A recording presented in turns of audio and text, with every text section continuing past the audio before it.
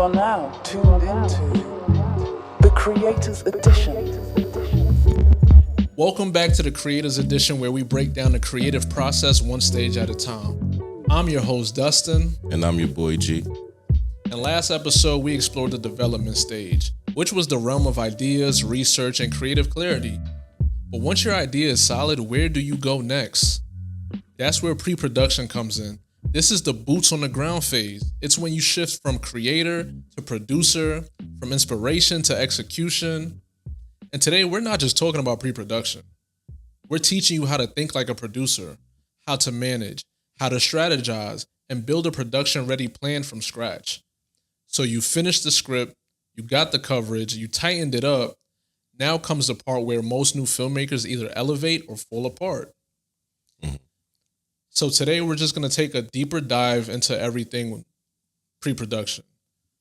Before you touch a camera, book a location, or even cast a role, the real work begins internally.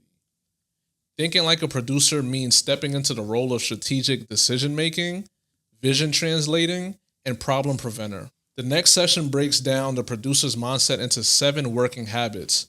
These aren't just good ideas. They're field-tested traits that will shape how effectively you execute every other stage of production. So just to piggyback off of what Dustin was just saying, just from my own experience as well too, this part is very crucial.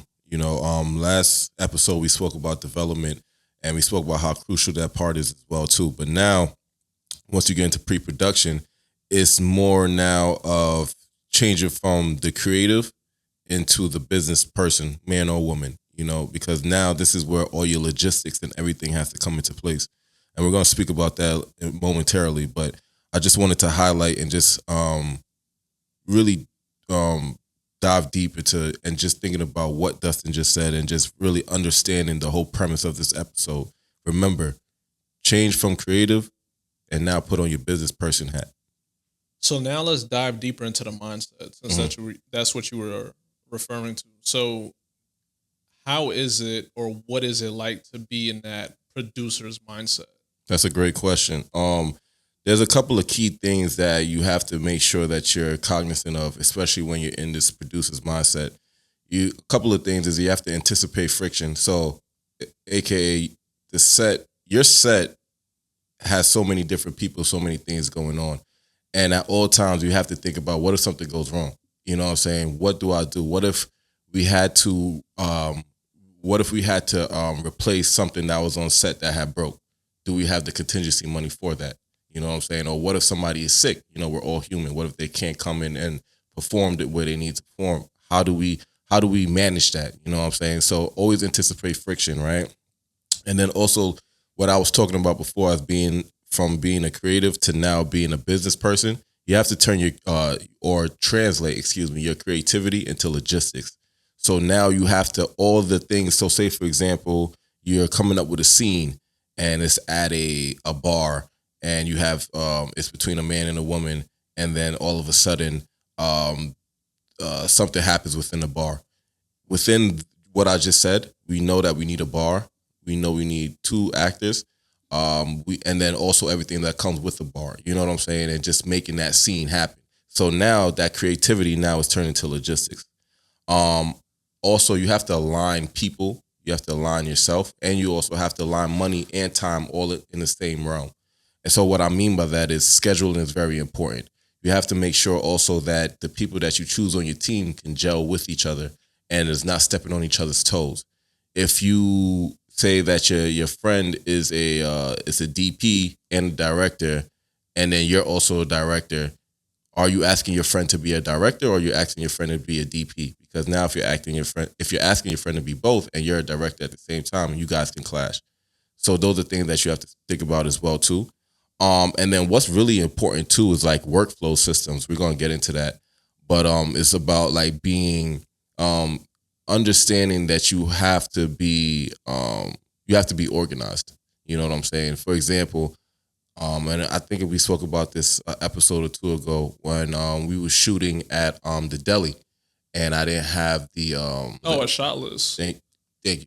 So the shot list, I thought that I could just have it off the top of my head. I thought I could just freestyle it, and that wasn't the case at all. There was one scene that he was like, yo, did we shoot this already? I'm like, if I had the shot list, then, you know what I'm saying? If I didn't think I could freestyle it, then we would have knew this, you know what I'm saying? So things like that, you know what I'm saying? And then also, last thing, which is very important, is making sure that your mind is right. You know, you don't want to know that call time is at 10 a.m. and you're waking up at 9:30 and you're not getting yourself right. You know what I'm saying? Because now when you get on set, just like when you're rushing in the morning, you're going to be rushing on set and you're not going to give all you can. So you want to make sure that your mind is right as well, too. All right, so I like what you said. Like, even like you said, anticipating friction. Yeah, I think that's important because, like, obviously, like I act, right. I've been on set numerous amount of times, and I never got to actually see what it was like on the other side of things. Like, I would come to set. Sometimes I see things happen, and I go. There's a time I've actually been on set. They told me my call time was 4 p.m. and I actually didn't even. They was like expect like overnight. No, this wasn't your set. Oh, this was a different set. But you were smiling. Yeah, I was like, he's like, I know it's me. Yeah, I'm the suspect. Yeah, I'm my fault. You know what I'm saying? We spoke about that. You're one of two. But even though like yours, I wouldn't say was low budget, but yours was more on the indie side. Correct. Whereas the set that I was on was more on the high production side, high budget side. So they told me come in at 4 p.m. for my call time. And I actually didn't even get on set. Like I went through like hair, makeup, and wardrobe and everything. Like when I first got there, but I didn't even touch set. They didn't tell me to come on set until midnight. Damn. I was like, yo. Did they tell you why or? So pretty much what happens is depending on what role you may be playing. So some people, they have like the lead role. They have like a co-star role, guest role. You could be an extra, background, whatever the case may be. Sometimes you're a featured extra. So depending on how they have their shot lists for that day, depends on when they might need somebody to come in. So like for me, I was one of the extras and my brother was also an extra as well. They both actually had us as like, I think it was waiters, like servers for like the scene. But he was actually a part of the first set of servers and I was part of the second set, which I felt like whoever was doing it should have just probably been like, I wonder if these two are brothers. We have the same last name. Yeah. But so it was funny. So my brother actually works from like 4 or let's say like 5 or maybe 6 to 12. And he couldn't go home because he had to wait for me because I basically started at 12. Yeah. But a lot of things started happening in the beginning that we couldn't start, like say on time. Say if they wanted to start at 6, it was like they needed like 3 stick shift cars for some reason, like some high-end cars. And 2 of them weren't there yet. They were still in transit.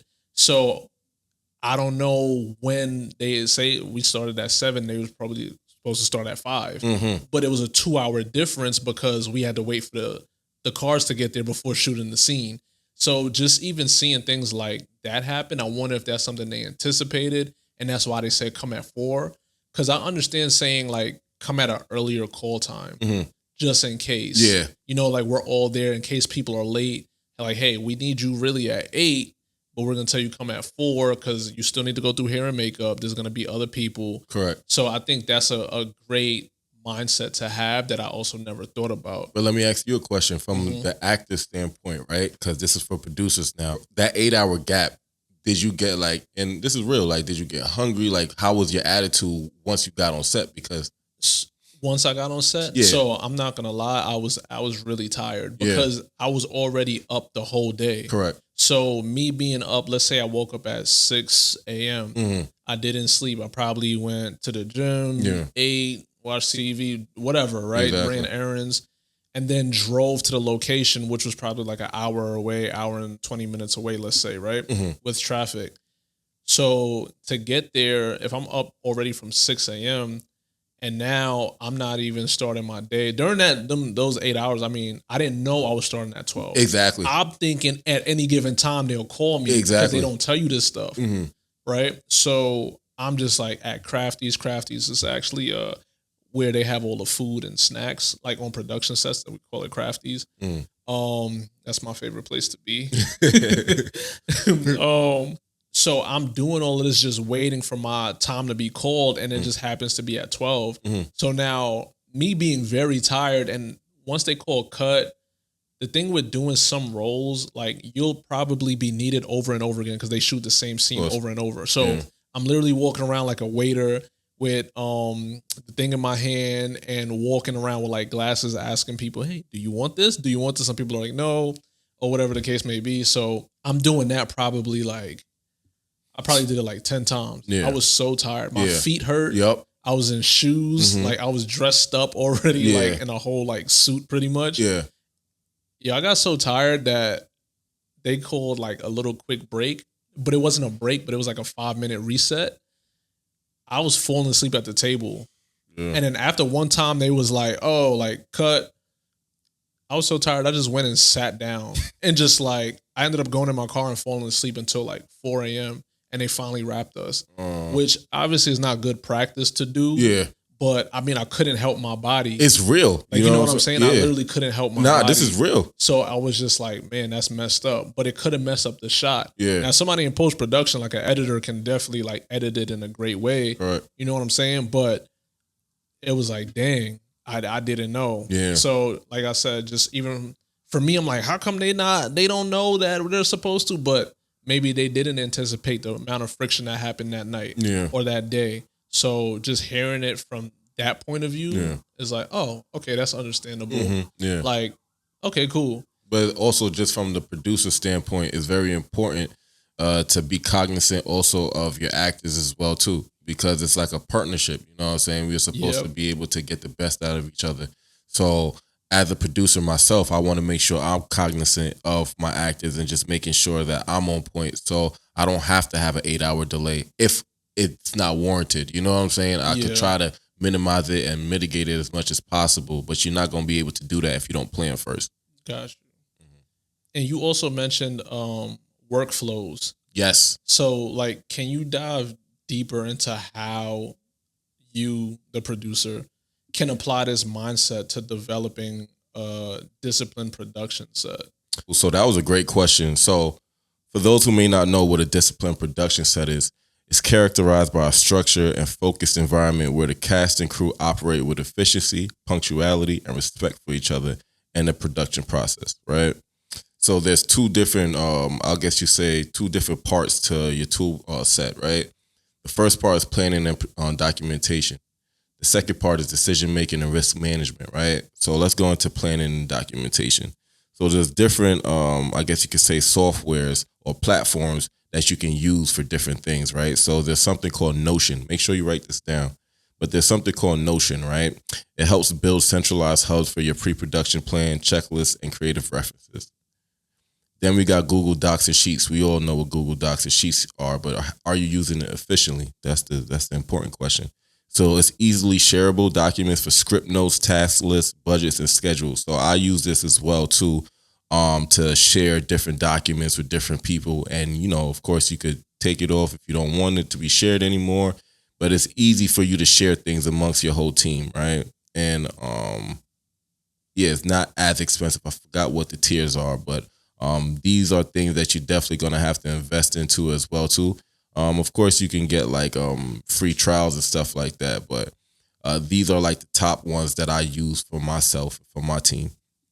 Then you also have Slack. So you set up department-based channels for streamlined communication.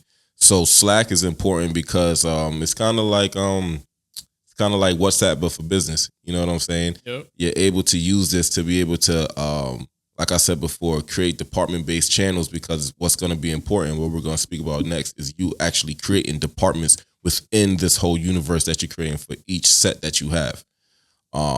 Then we have Dropbox, Google Drive, store contracts, production documents, references, images, and backup copies. We have Zoom, where you can record briefings or conduct check-ins for remote teams. But then now what I want to go into is these task project management platforms. Some of them are, one of them is called Trello. Another one is called Asana. You got ClickUp, you got Set Hero. But these last two, Yamdo and Studio Binder, I really want to talk about because these are the ones that I'm actually familiar with, right? So Yamdo is a cloud-based film production management tool that combines scheduling, task management, crew coordination, call sheets, casting, script breakdowns, and more in one platform. Yeah, it's dope. It's really dope because you could do all you could make it you could do everything literally here. You know what I'm saying? You don't have to go to Google, you don't have to go here, there. It's a little pricey a month, you know what I'm saying? But it's worth it because you're able to do all of this in one place. So one time I was trying to see, what would be more cost effective for my team if I had like there's also something called Monday.com as well too. That's a scheduling management tool. Okay. So I was thinking like, all right, maybe if I have Monday.com and then I got Celtics, which is another application that you can use to write scripts. Then if I have Google Docs, I'm like, all right, maybe if I have all these three, let me see how much they cost per month. You know what I'm saying? Versus just one a Yamdu. And it was pretty much around the same pricing. You know what I'm saying? So I was just like, all right, when I'm ready to use Yamdu, this is something that I would use. Also, the key features from Yamdu is dope because you can have script imports and breakdowns. You can have call sheet automation, so it could create the call sheets for you. Oh, nice. Yeah. You have cast and crew database, so we can literally put all the information for our crews and everything, and it will make sure that it divides it to where it needs to go. You have asset management as well too, and then you also have task delegation per department. So it will break down literally everything that you need to do based on the information you give it. The second one that's like Yamdu is also called Studio Binder. So remember, Yamdu and Studio Binder, they're not paying us for no promo. So this is just, but these are two that are very, very important that I think will make your life easier and more effective. Okay. So Studio Binder is a production management software designed for filmmakers, especially for filmmakers, photographers, and video teams. It offers tools for creating call sheets, shooting schedules, shot lists, storyboards, and more. And it's best for like small to mid-size or indie teams. You know what I'm saying? So the pricing on here is not as pricey as Yamdu, but you still need to invest in yourself and to get this product. The key features is has shooting schedule builders, shot lists and storyboards, auto-generated call sheets, script size, and client approval and sharing features. So if you're working for a client and they need to approve a budget, you could just send them something so they could click approve, and then you're good to go. So these are like, there's more. Obviously there's more, but I think these two, I think that you should definitely, look into it. Make sure that you're actually understanding the what you're using, and also look into trials as well too. Look into trials and see if this is something that's for your team. You know what I'm saying? Because you don't. What I've learned is that I've spent a lot of money on using different products, and they haven't worked out for me. So what I'll definitely say is definitely make sure that you look into trials, see how long they are. Don't use a trial if you know that you're not going to start to get into pre-production because you're going to waste it. So just make sure that everything is on point. Now, I said the first part of your toolbox is planning and documentation, right? The second part is decision making and risk management. So a couple of things to look out for, or a couple of different softwares or platforms that you can use. One is like Excel, so you can make a risk register template. So essentially what a risk register template is on Excel, you make it yourself, but it identifies, tracks, and plans for potential challenges before they happen. So this is you actually thinking ahead. Like, all right, if I'm going to shoot outside, what could potentially stop us from shooting outside? It could rain. You know what I'm saying? So these are things that you may not be able to change. So if you can't change the weather, the only thing you can do is focus on what you can change. So, all right, if we can shoot this scene outside, can we shoot it inside? Is there a contingency spot that we can go to? Now, all right, cool. If we're thinking about, we're going to shoot it in the park, we can't shoot it here. Now, at least, all right, now that we know that we're prepared to shoot it inside of a gym, and we already coordinated with the person that owns the gym that, hey, listen, on this date, we'll let you know by 2 days before the shoot date. If it does rain, this is where we're going to shoot. So at least now you have a contingency plan, and you know what I'm saying? And nothing stops. So that's very important. So after the Excel program, you have Calendly, where it's something it's a program that'll be able to create like schedules for you. So you'll be able to not only create schedules, but you'll also be able to collaborate with different people to make these schedules as well too. And what's important about having schedules, as you know, is that everybody has lives, and we need to understand what days and what times are people available to do what. So as long as we have these schedules, we know that everybody understands these are the days that we're doing what. At least everybody can be on the same page. And then also we have production Bibles as well too. That's something that you could work with your EP. But essentially, it's a one-stop shop where you can have all your essential materials into one place.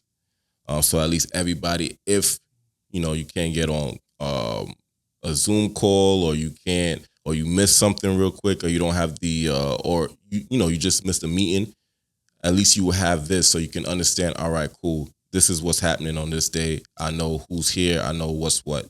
So that's very, very, very important. Wow. Okay. See, I didn't know all of that.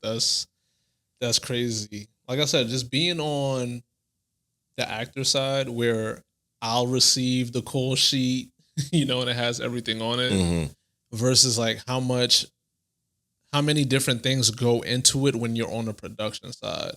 Because by the time I come in, it's mainly like production. Like we're filming, we're in the act of filming. It's probably not even day one of filming. It's probably day 21 of 30. You know what I'm saying?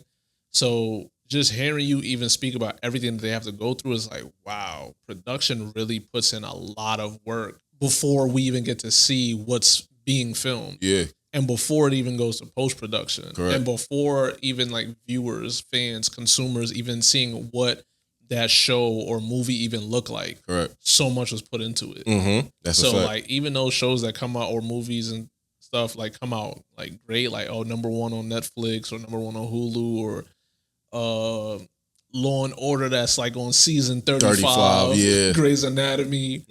Like it's like, wow, a lot of things really gel together and they really work to get that final product looking like very outstanding.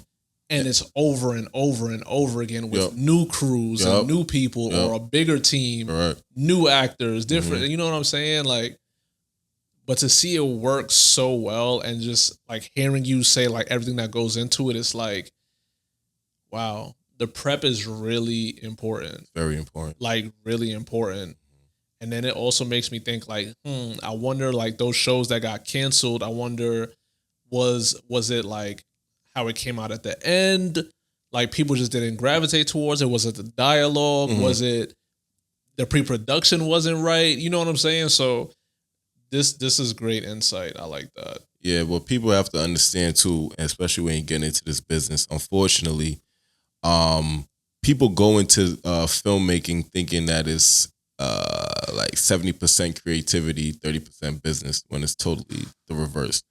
You have to go into the mindset, understanding that this is a business, you know what I'm saying? And you're using your creativity to make money. So at the same time, you have to understand how somebody who's invested into your vision, how they're thinking as well too. So you have to be more in the business seat versus the creativity seat. And that's very important as well too. When I first started this, I thought that the creativity counted more. And that's where you tend to mess up because you don't plan as much as you should if you had your business hat on. So I can't stress enough how important it is to make sure that you understand that business, the business side of filmmaking, because that will save you a lot of time and headache. So now let me ask you a question, right? Like not rapid fire, like you can kind of take like a beat or two to explain, but like what would you say are like some quick, fast tips, gems that you could just drop for people that want to be producers, that are producers? Like, what words of advice would that be? Okay, so I have a couple off the top. Definitely changing your mindset and being like a system thinker. So what that means is like creating checklists, making sure the workflows that I was speaking about, making sure you have your templates, being organized. That's very important. So definitely be a system thinker. 2, communication is key. Like communication, but like not just like, all right, Dustin, so I need you to do. No, like I need to understand who's in front of me. You know what I'm saying? That's any leader. You need to understand who your team is. And if you don't know how to get the best out of your team, you're not an effective leader. You know what I'm saying? And so the intention. Intention, exactly. Okay. And that communication is super key. So definitely establish that communication plan, understanding who your audience is, making sure that you could get the best out of them, and making sure they believe in your vision. Don't make your vision their vision. They came on to follow your vision. So make sure you can execute that properly. 3rd is empower. Don't micromanage. So I'm not about to say, for example, like you're on set because I believe in your acting abilities. Yeah. So there's no reason why I need to be over your head when you're acting. You know what I'm saying? I need to believe in the fact that I already believe that you can carry this role. So I need to empower you to do such. There's no point of me, if I have to micromanage, that's making my life harder, and we might as well not work together. Yeah. You know what I'm saying? So that's very important. Like I was saying before, plan for what can go wrong. Have contingency plans. Make sure that if you're asking for a budget of $300,000, that you ask for 10% more, because that's going to be your contingency money. Okay. You know what I'm saying? Smart. So make sure if an investor is asking you for how much you looking to, and if you already, by this time, before you even go to an investor, you should already have a budget, because your EP, line producer, whatever, will go through the script and already line everything out, so we should know the pricing. So if you know that you need 300,000, I'll tell the investor I need 350. You know what I'm saying? Just for contingency. Okay, makes sense. Yeah. And stay calm under pressure, man. Like, you're gonna be the leader of your set. It depends on how small your set is. It could be 5 people, it could be over 100 people. But regardless, when things go wrong, whether it's the 2 people or the 100 people, all of those sets of eyes are gonna be on you. So naturally, you're gonna get a little nervous, but you gotta understand that you got this. The reason why you got this, why, is because you planned.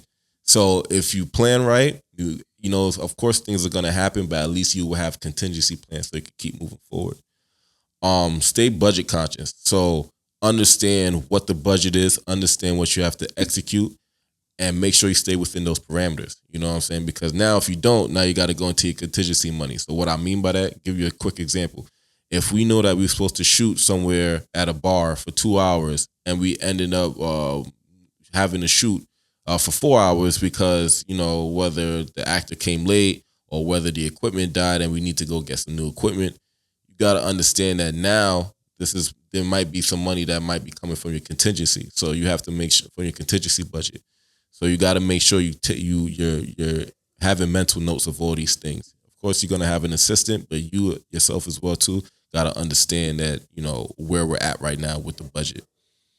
And then build a handoff in mind. So you could document everything clearly so others can step in and take over if you're not able to. You know what I'm saying? Like, you're human, things happen. You may get sick. Something may happen in your life where you possibly can't be on set. You want to make sure that this still could run like a well-oiled machine, even if you're not there. Because if you skip a day and you tell everybody we can't shoot today, you know what happens? Everybody that gets paid that day still want to get paid. I mean, they signed up for this. This is what was supposed to happen, and it didn't happen because of whatever you had going on. So you want to make sure that who's ever under you, your assistant, you know what I'm saying, whoever's that right-hand person to you, you want to make sure that everything is documented, everything is clear, your vision is stated. So if something does happen, at least they can take over. Okay. Got you. Thank you for that. I think that was that like about 7. Yeah. Yeah, that was great. I like that. Okay. I had did some research and found some interesting things to consider and keep in mind when you're developing a producer's mindset. So over 70% of production issues trace back to weak or unclear pre-production leadership. That is a fact. So yeah. That's like over 70%. Mm-hmm. Like, that's how important pre-production is. You know what I'm saying? So don't be a part of that statistic. Yeah, at all. Make sure you got your pre-production right. Mm-hmm. Strong pre-production communication reduces production day delays by up to 45%. So, like you were saying, just having that communication with intention, or even if it's like having a handoff in mind. Like, if something happens, whether someone they go take on a bigger project and they have to leave, but at least they could leave the notes for like the next person coming in. So, and just everybody being on the same page helps everything else along the way. But you see what you just, sorry to cut you off, but what you just said right there, right? As far as like, say somebody has to leave your production to go to a bigger one, that's where also having contracts and all this stuff come in as well too. You know what I'm saying? Because you know that I had went through that as well too. Yeah. Yeah, you know what I'm saying? And, due to certain reasons, but if you're on point with your legalities, that wouldn't be an issue. So Oh yeah, that makes sense. Contracts. Yeah, you know what I'm saying? Yeah, but for those that don't have contracts, I mean, contracts are obviously like free. Like you can print out a sample one and Right. fill it out. So definitely make sure you have your ducks in a row when it comes time to producing something. Oh, one more thing too. With the legalities, if you shouldn't never assume this, but if you assume that you can't, or if you did get like consultations from entertainment lawyers and they were too pricey, there's something called Legal Shield. And what Legal Shield is that you could pay a monthly fee and you'll be able to have representation that will help you or look over your contracts that you created. So you don't feel like, you're just out in the wind or in the dark by yourself. You can actually have people take a look at your contracts to let you know what's missing and what's not, what's your best interest and things like that without you having to pay astronomical numbers for an entertainment lawyer. Got you. And also, a producer manages between 40 to 70 separate documents in the average short film's pre-pro phase. Damn. That's... I ain't even... Ooh. Yeah. Wow. See, I didn't know that.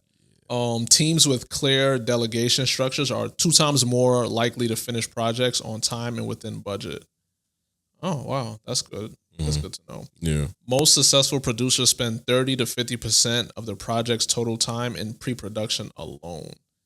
So half your time could actually be in pre-production. It's The other half will be split between production and editing and post-production. Yeah. Wow. Okay. So yeah, a strong producer balances 2 modes at once. Being a creative vision keeper and a logistical strategist. The best producers are calm architects. They see the whole project like a blueprint in motion. Wow. It's funny because just hearing the word producer is just one word. Like it's just a name, but like everything that defines it. Yeah, so it's so like mind blowing. Yeah, it is. It's so crazy. Like just even that's why it's always important to like if you want to get into this world, do it yourself. You know what I'm saying? Do it yourself first and see how like producers deserve way more credit than we give them. Just like nurses, just like cops, just like teachers. Like they deserve way more because they handle so much, so many different personalities, so many different financial decisions. So much different things that we don't even like. They're the unsung heroes. You know what I'm saying? Yeah. So you want to make sure that you give as much to the project that you're giving. You also have to understand that the producer's probably gonna give twice as more if you're not the producer. You know what I'm saying? Got you. So now that we've locked in the producer's mindset, thinking ahead, planning with precision, and leading with clarity, it's time to shift from mindset to motion. This is where you start doing the real groundwork, the real field work, the behind the scenes effort that makes everything on set feel seamless, even when it's not. From script breakdowns to legal paperwork, every step of pre-production is a chance to build structure around your vision. So let's walk through each phase step by step and show you how real producers prep like pros. Let's hit the ground running. What would you say is the very first step of pre-production? All right. So honestly, it has to be breaking down your script, right? Because if you don't break down your script, you're not really gonna have a roadmap to where you're going, right? So this is where the creative meets the operational. This is where you're gonna have to start really using your brain power. Your script may be powerful on paper, but until you break it down line by line, it's just words. Like you're really not gonna know the logistics and the meat and potatoes of it, right? So I'm gonna break it down to a couple of different tasks for you, just so it can make it a little simple and easier of exactly what I'm talking about. So you want to identify every logistical element in your script. So that comes from props, wardrobe, special effects, talent, locations, vehicles, etc. Then we want to break it down into departments using color-coded breakdown sheets. So you want to break it down into, like we said before, wardrobe, props, talent, location, scouting, things like that. Because each one of these is going to have a department head, but we're going to speak about that later. Then we want to begin creating your production Bible. So essentially what I was speaking about before was this place where all of your documents is in one place. Whether it's, you print it out, which I would, I will also have it digital as well too, just so I can share it with everybody like we spoke about through our Google Drive or Studio Binder or Yamdo. And honestly, like it's also about like your mindset. Like you got to shift your mindset. We was talking about before, going from the having your creative hat to now having your business hat. This is where it starts. Like you can't just read the script. Like you got to engineer it. It's very important. So there's different tools that you can use as well too to help you with this. If you ever heard of Final Draft, this is and I use this as well too. It's a platform where I'm able to actually write my scripts, but within it, and it's crazy because I just realized this the other day. You're able to like break down things based on like different stuff. So, for example, even with like it's a little off topic, but like even like characters, right? You could see within Final Draft, every like when you click a character, you could see every like in every scene what they're saying. So like if you want to change something specifically to say character 1 says this, you could go specifically to character 1 on page 48 and change it. It'll go straight there. But within Final Draft, one of the tools that they have is to tag script elements by department. So exactly, it will help you break down your script and be able to tag script elements along the way. I'll put it in different colors for you. Okay. Yeah. Then, of course, you have, like I spoke before, Studio Binder. Helps you with the same thing, organize breakdowns, assign roles, and create reports. Then you have Celtics as well, too. So Celtics, the difference between Final Draft and Celtics as well, too, is that Celtics is a monthly subscription. Final Draft, you pay one fee per year. Oh, so you pay annual. Mm-hmm. Okay, gotcha. So Celtics, you're able to script breakdown and also do production planning as well, too, on there. And then, of course, you have Google Sheets and Excel. So if you want to like create custom budget columns, you want to do item tracking, want to do prop lists, you would just have to create those sheets yourself. But you can use that as well too. And then you also have movie magic as well. So a couple of tips. So you also want to have a breakdown for creative needs as well as logistical impacts as well too. So like I was talking about before, if it rains and you want to do an outside scene, you want to make sure that you have a list of contingencies if we have to shoot it somewhere else. You know what I'm saying? So at least we know. You want to make sure you have dates. You want to make sure you have timing. You want to make sure that you spoke to the person of the contingency location so you know that everything is set. Now, there's practical facts as well too. So most commercial shoots require a minimum of 2 weeks of script breakdown to align all departments. This is very important. Like I said, pre-production, or like we said before, pre-production takes most of your time when creating a piece of work or a piece of art. So you want to make sure that you set aside time to make sure that all of this is set. You don't want to start promising, hey, yo, Dustin, we're gonna shoot this school scene in April, but you're not realizing that in April you need a school, and then the school also has finals and stuff like that. So how you gonna get inside the school? Yeah. So now you got to push it back to July, but now Dustin is gonna go on vacation in July. So you know what I'm saying? So you want to make sure that you have everything set before you start telling anybody anything, especially that's outside the production crew.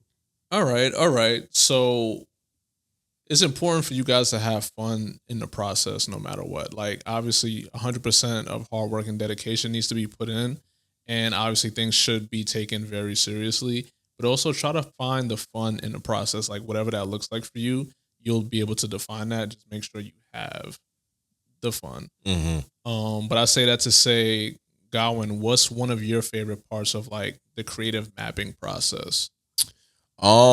Just like you said, just to piggyback off what you said, but the main important thing of why this is so like important for me and so fun for me is because like we're now breaking down the vision that I had created in the script, right? So now to me, this is kind of like where the fun begins, because now we're all in a room together and we're breaking down each scene. So when you're in like a writer's room or when you're with your line producer and you're breaking it down, now you're introducing another person into the world that you created, and now they're also bringing their point of view into it as well too. So say for example, I wanted to shoot a certain scene at a cafeteria.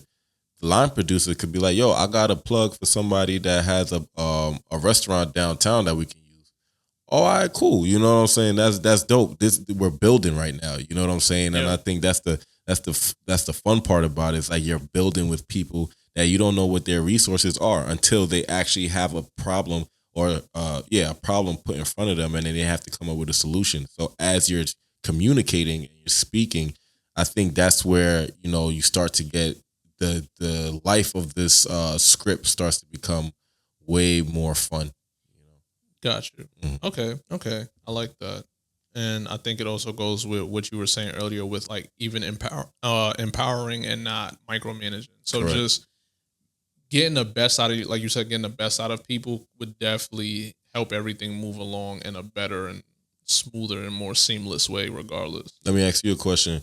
What was like when you're on set, right? What was what were some characteristics that you would consider like if you think about the best sets you've been on, what was things that they were doing on the sets that made you feel like, yo, I'm really happy to keep coming back and putting more effort in? Because that's the thing too with filmmaking. You can't just put 100%. You got to put 120. Yeah. You know what I'm saying? So what was those things that helped you bring that best out of you? So I'm gonna break it down into two things because I've been on like a film set and I've been on a commercial set. Mhm. So I'll start with commercial. So being on a commercial set, there's a lot less people needed, like whether that's like talent, whether it's not to say like a film set wouldn't have a film set could have two actors, but I just feel like everything is probably I like the efficiency being on a commercial set. Like it's not like, yo, we need 15 shots with dialogue by the end of this. It'll probably be one location, maybe two locations sometimes. And just seeing how the people just work together. Like I'll come on after hair and makeup, like everything seems like it's slowed down. Like I've been on film sets where it's like things feel like everything is like sped up. Like, all right, I'm done with hair and makeup. I gotta go right to wardrobe. And this is like a constant revolving door for like 15, 20 people sometimes. But being on like a commercial set, I like the fact that it's like they have time to talk to you. Like I can speak to like the producer sometimes. I can speak to like a good PA that's not as busy and find out a lot more information about what's going on. Yeah. You know what I'm saying? Like, not that everybody's hanging around and just chilling, but it just seems like it's a lot of efficiency. Like the pre-production really went really well. And most of the time it's just probably like a 1-day shoot, 2-day shoot, 3-day shoot. So a lot of people aren't on edge as much as like a film set. Yeah. Like I said, coming in on like day 15, you know, you still got like a whole nother month of shooting or whatever the case may be. It's like, they're like, yo, we just gotta get through this day, but we need this, we need that, we need this, we need, like, it's constant like that. But once they start filming and taking pictures or doing whatever the case may be, you're good. Like that's what I like a lot about commercial sets. It's a lot more easygoing. Now, being on a film set, one of my favorite things is just like seeing how they put everything together. So like sometimes you may, if you, let's say I've been a part of this, or like I've been a part of like the whole project. Say it's like a 5-day project, 10-day project, whatever. Just seeing how they shot out of order and how things made sense and how, like you said, they may have like a contingency, like how they react to having facing a problem and how they solve it is one of my favorite things to like see. Because again, like you said, just anticipating that there's going to be friction. I've been on a set before where as soon as I got there on time, but they were already shooting before I got there with like other talent. And then someone dropped their camera. Like it was like a red camera. They dropped it. So they actually needed to go get another one. And the closest one to rent was like, say we were shooting in Harlem. The closest one is like in Staten Island. So they had to wait like 2 hours. And it was like, I wonder, like when I got there, it was like, yeah, we're not going to start with you yet because of what happened. So the fact that it took 2 hours, it was like, wow, I wonder what was and even speaking to like the director of photography, the DP, I'm like, how long did it take to make that decision? Like, did you try to make it work? Did you just like, you had somebody like just look up where's the closest one that you can rent? And it was just like quick decision making. Like we know what we came here to do, and that's the only goal. We Yeah. have to finish what we came here to do. Some people might say, oh man, I dropped my camera, it's broken now, I got to get it fixed. We'll be back in 2 weeks. Yeah. 2 hours later, we were still filming what needed to be filmed. Yeah. So just seeing like how people react to problems when they come about is something good to see from the production side. Yeah. Because you really can't plan. You can try to plan for everything, but you really never know can't. what may happen. Yeah. You know, and even doing that was my first time being on that set and even meeting some of the other actors. So just that gave me time to even gel and have some sort of chemistry with the actors I'm going to be acting with. Correct. You know what I'm saying? Because I didn't have that prior to that day. So it worked out for me, and they still ended up finishing everything that needed to be finished. Like they got everything done that day. So it worked out regardless. Exactly. So just, you know, I think just making good use of the time and seeing what you can get done or whatever the case may be. Like I said, just seeing how you come up with the solutions to those problems when you face them is probably one of my favorite things. No, that's dope. So once your script is fully broken down, you've got the blueprint. But how do you actually plan the days on set? That's a real good question. You know what I'm saying? And I think this is where scheduling becomes your best friend. You know, if you need to, scheduling becomes your best friend, make sure you use Calendly, okay? Thank you for the second time. For the ones in the back, they ain't here. You know what I'm saying? But we're not just talking about any scheduling. Like, we're talking about smart scheduling. Shooting by location, not script order. I remember when I first started shooting, like, I tried to do that. Super failed. You know, so you want to shoot by location and you want to come up with a strategy. So let's talk about it. You know what I'm saying? Okay, cool. And before we like kind of jump into strategy, because I've also been on like the producer side, but not for film. Yeah, that's true. But more so for like reality. Because Janae and I, my girlfriend, so we created a reality TV dating show called Unexpected Love, which is actually out right now on our channel. You can actually go check that out and see for yourselves. So you can kind of explain things from the film production side, and I'll explain things from like the reality side. Yeah, that works. Reality production side. But yeah, let's talk strategy. You know, from a film perspective, you know, a couple of tasks that I assign myself as well as my team is, first things first is we start with a strip board, you know what I'm saying, on one linear schedule or a one-liner schedule. It's linear as well too, and the reason why it's linear is because we're all on one accord. We're on one path, you know. And usually what I like to do is I like to schedule around like daylight, you know what I'm saying, or cast availability and company moves. So essentially I'm moving around everybody's availability, because if you're not available, how are we going to work, right? And some tools that I use, one main tool that I use is Studio Binder, the strip board view. You could drag and drop scene scheduling. Now the thing is that I was saying earlier, like, you know, before when I started when I first started shooting, I tried to shoot everything in like as the script was, right? Yeah. That didn't work out well. The reason why is because, say the first scene is an outside scene at night, right? And the second scene is the day scene at a school, right? That's not really efficient, because I'm going to have more scenes that's going to be outside nighttime. You know what I'm saying? So even though it's not coming right after in the second scene, it's going to happen again. So why not shoot all of those in one block? And then if I have to shoot scenes at a school in the daytime, you can shoot all of those together as well too. So now you're becoming more efficient. Yep. Because now that's also saving you money and it's saving you time, because now you're able to do everything in one block of each other because they're similar. You want to make sure that you do similar scenes at the same time, because you, like I said before, it's going to be more efficient for you. You're not going to have to come back to the location. You could end the location right there because you already did everything that you need to do there. And then also, like I said before, it saves you on time. So those are very important. Now, there's practical facts, you know, and I'm going to read them out to you. So the standard union call is 12 hours. So union calls or union, you're part of a union. Can you name the union for me? Because I have. I'm not a part of the union. You're not? No, I'm eligible to be part of the union. So the union is actually the SAG-AFTRA union. So pretty much that just declares you as like a professional actor. Mm. So Denzel Washington, Will Smith, Viola Davis, Angela Bassett, all these actors you see, they're a part of the union. You see, I have so much belief in my friend that I actually thought. You know No, what but I'm I saying? mean, I am eligible. Like, I can join today if I wanted to. I just, Oh, we had a conversation. How come you didn't? how come I didn't? Yeah. So it depends. So sometimes when you're a part of the union, you can't do non-union work, and there's more non-union work than there is union work. Correct. So because this is like what we do is considered non-union. Yes, Right now. Yes, Right even now. this podcast. Yeah.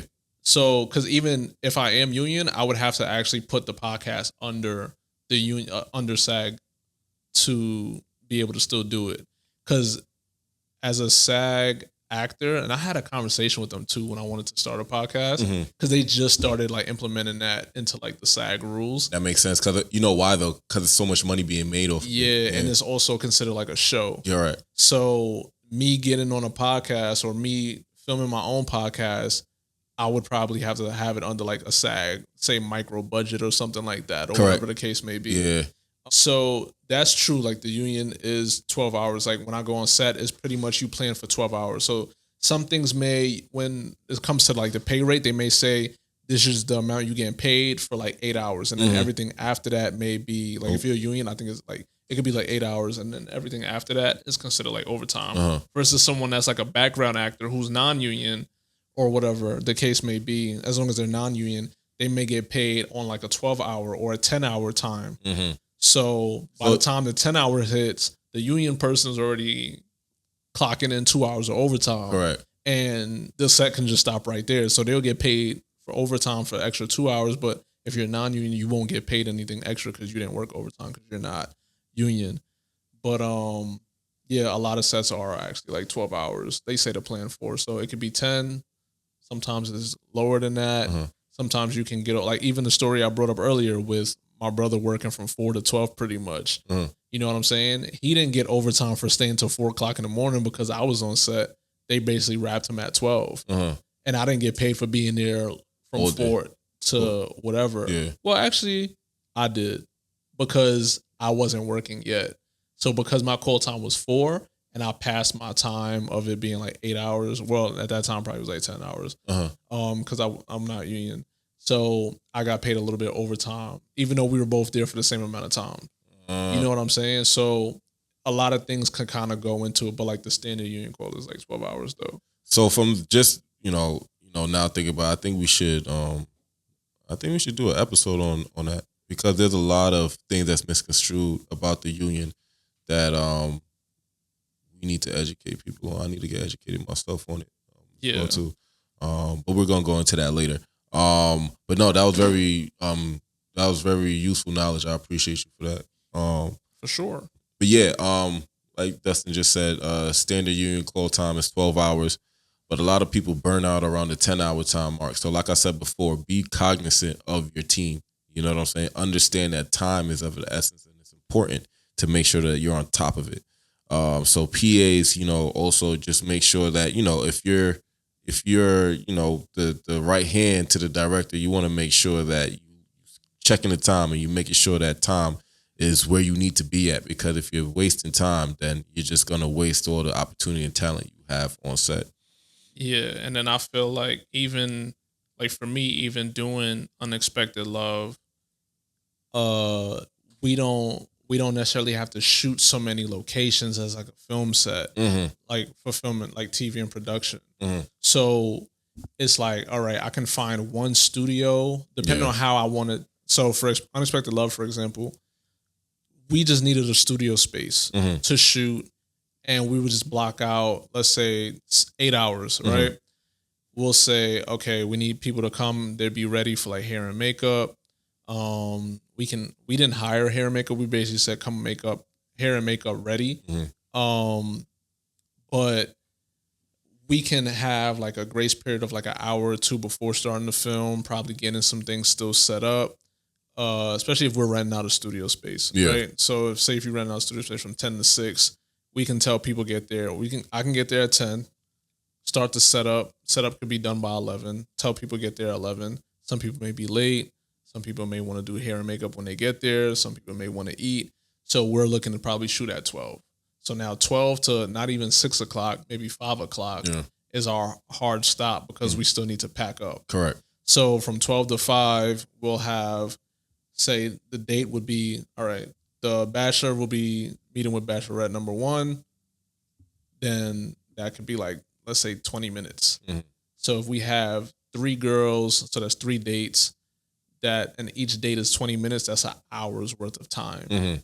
But in between those, we're shooting confessionals, we're shooting for both of them. So it can go up to like 30 minutes a piece or maybe 40 minutes a piece.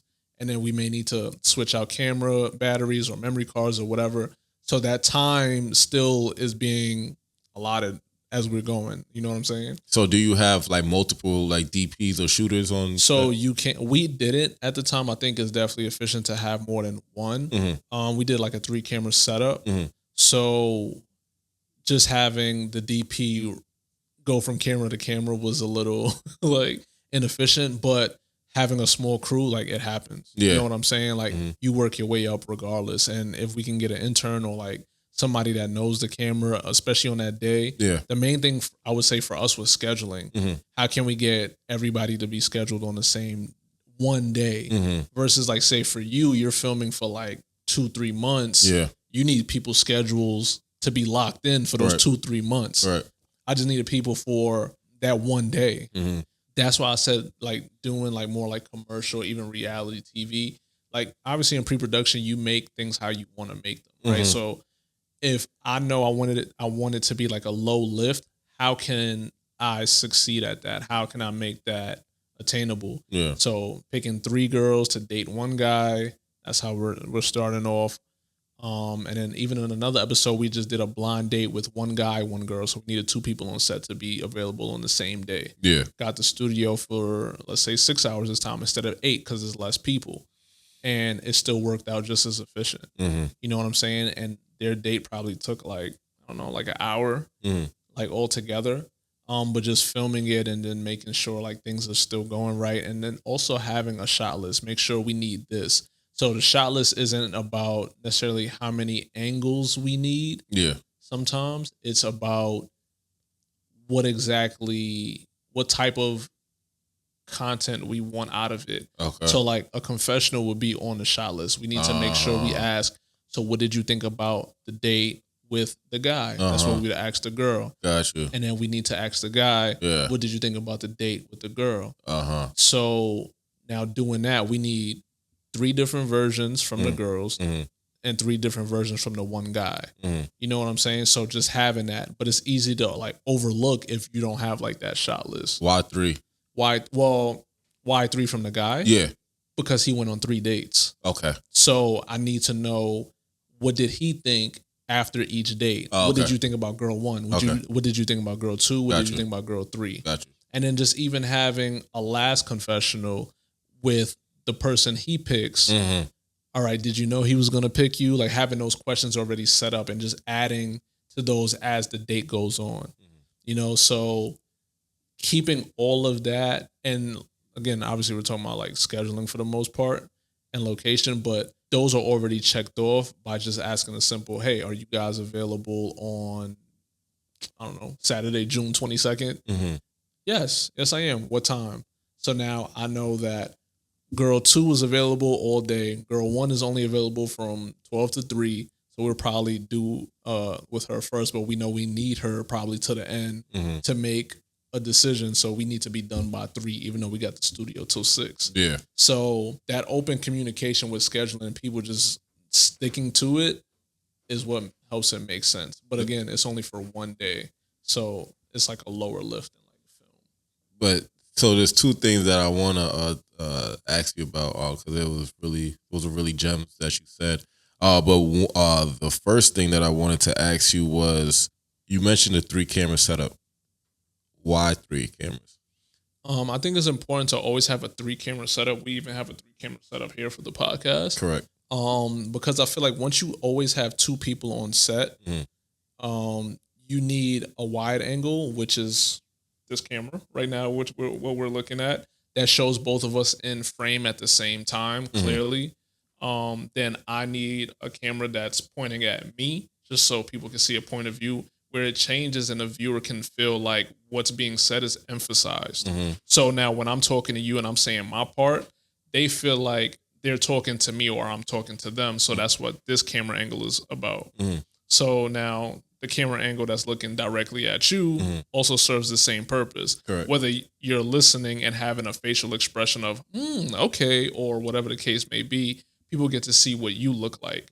So that way we're basically kind of always on screen, no matter what, Correct. even if we're not on the wide. Correct. So people can feel the emphasis when one of us is speaking or feeling something that one of us just heard. Correct. And also a wide of us probably going back and forth consistently. People feel like they're actually a part of the conversation. So psychologically, 3-camera angle makes the most sense because you feel like that fly on the wall, or you feel like you're a part of a conversation. You just didn't say anything yet. Exactly. So that's cool. That's what was the reason behind the 4-camera angle. I mean, the 3-camera angle. Yeah, that makes sense. And then also, just to piggyback off what you were saying about the shot list, I think that was very dope of how you showed the difference because for me, like you said, it's really about it's about angles, you know what I'm saying, and just making sure that you know that you got the shot that you needed, versus what the shot entails with unscripted, you know what I'm saying? So I think that was dope on how you was able to make that difference. Yeah, so I think now we can kind of jump into like budgeting with practical accuracy, right? So now that the schedule is starting to take shape, it's time to face one of the most sobering and crucial parts of the process, budgeting. Yeah. So a producer just doesn't ask, what do we need? They ask, what can we afford? That's true. Let's dive into how to build a budget that supports your vision without sabotaging your shoot. All right. So this part right here, it could wear on your emotions. And the reason why is because you may have this lavish script, all great ideas and everything like that. This is where you start to get humbled a little bit, because maybe getting that big strip club in Atlanta with everything, it's not going to happen. You may have to get a warehouse and build the set within the warehouse. You know what I'm saying? But once again, don't feel as if like you should be down at this part, because like I said before, this is when your mind starts flowing. This is where you don't lose your, even though you put on your business hat, you don't lose your creativity, because these are places where your creativity is going to shine. So a couple of tasks that I like to give myself is I like to build a layered budget, So there's 2 parts to a budget. You got above the line and then you got below the line. So above the line is like your creative heads. It's like all your department heads and things like that, what that budget is going to be. Then below the line is the crew, the equipment, things like that. You also want to start quoting vendors. So you want to start seeing how much people are going to charge to do X, Y, and Z, you know what I'm saying? And actually get these quotes, you know what I'm saying? So you can know how much this budget is going to be, right? Then you want to create like a tracker, like a cost tracker. Essentially, you want to see like how much you're spending as you're going, because things could get put to the wayside as you're going. Every shoot day is, like we said, it's 10 to 12 hours. So there's so much that's going on that you need to make sure every single thing is written down, so you know exactly how much you spent at the end of this whole project. So you could track it in 3 tiers. You could do people, you could do equipment, and you could do locations. You could do more if you want, but you could do props. You could do all of that. But you know what I'm saying? I think that the main overview, I think these tiers are good. And then, like I said before, contingency. If you don't know that word by now, get familiar, because you're going to need to understand that this word is very, very important. Make sure that you have at least 10 to 15% of your budget as contingency. So if your budget is $300,000, you need to add another 10 to 15% of that. So whenever somebody's asking you, how much this is what you should do. You should always make sure that you have that contingency included with your budget. Couple of tools that I use as far as like financially, tracking expenses, I use Waves. You know what I'm saying? The reason, well, they charge now, but before they weren't charging. And it's very simple to do. You know, all you have to do is, and what I suggest as well too, is that you don't, please, when you are doing your financials, do not use your own card. Use the company's card. Use your business card. Okay. Make sure that you have a business, a LLC, before you get into this, because everything has to be separated. Because when tax time comes, you're not going through your personal transactions to see which one was business and which wasn't. You want to make sure that you can have your business account to make sure that everything is tracked there. That's the easiest way, because the next thing that you're going to have to realize is that you're going to have to do bookkeeping, and Waves helps you do it, and you could do it yourself. But if you do not understand that what this charge was, and if you can't show the difference, you're going to get stuck. And then that's when you're going to have to get the big boys in. You're going to have to get accountants and everything to look it over for you. I still think you should, but if you're at a low to mid level, you could definitely do your own bookkeeping yourself. But you just got to make sure you're on point from the beginning. So that's very important. Also, you could use QuickBooks as well too. QuickBooks is dope. Because also on Waves as well too, you could streamline payrolls. Oh, okay. So nice. If you want, like, all right, so say for example, you have payroll. What happens is that if you're starting to pay payroll, you're gonna have to pay payroll taxes as well too, right? So you want to make sure that you understand that you are actually paying those taxes, because Uncle Sam will come after you. You know what I'm saying? Yeah. So you want to make sure that, and then also as far as like sheets are concerned, like we spoke about before with Excel and Google Sheets. I'm not the best at making sheets, but it's very effective. The reason why is because, like I said before, you can make your own sheets and be able to track everything within those sheets. And Gotcha. then you can share it with everybody else. Now, if you want something that's like specifically made for film, then you could do it through Magic Budgeting as well too, because it's specifically for filmmakers. I don't know the pricing on it each month. I haven't used it before. But through my research, I found that this is something that's very effective. So just quick tips, you know what I'm saying? Like I said before, get real quotes, don't guesstimate, you know what I'm saying? Now, like I said before, you can have a wish list and you can have your must-haves, you know what I'm saying? So make sure that you understand that too, and that your team also, the production team also understands that as well too. So we can see that maybe what's something that's on your wish list could be a must-have, depending on who's on your team and who has the resource. But until you have effective communication and everybody's on the same page, you won't know. And then, like I said before, always, like I'm going to keep saying it, make sure you have that contingency budget, because you can't account for everything. The pre-production, you count for most things, but not everything. So some practical facts, film budgets often go over by 20%. So, like often. So if you already have 10 to 15% already saved up, you know what I'm saying? It's not like you have to come up with a whole 20%. You already have, 10 to 15%. I've also heard that, and I don't know if it's true, but what happens is that with big budget films, what happens is that if you don't use all of the money that they give you, that could be a problem as well too. Really? Yeah. Why? The reason why is because you didn't effectively plan. It's crazy. Okay. I can see that. Yeah, but you didn't effectively plan, because you were supposed to see, you asked us for this money. You asked us for $200,000. You only spent $100,000. You didn't effectively plan. Because you're still going to have to pay back. Either going to have to pay back or make. So there's a dirty side to the business where money could be swooped up under the rug. You know what I'm saying? Okay. But if you're a person with morals and you actually show what the budget is, and you show that you still have $100,000 left, even though it's a great thing because you didn't, but it shows that you didn't effectively plan.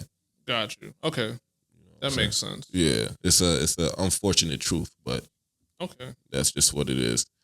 And then the last fact that I have is over 50% of indie productions fail to account for post-production costs and pre-pro budgets. So I see that a lot. Yeah. I see that a lot. Yeah. Like I've seen people just like, I just need to get it done. And then when it is done and it's time to edit, they're like, all right, I'm gonna find an editor. Can you edit like 7 episodes for me for $300? And it's like, bro, what? Because what that shows as well too is that one, you didn't properly plan again, and now two, the person that's editing you don't save them for the end.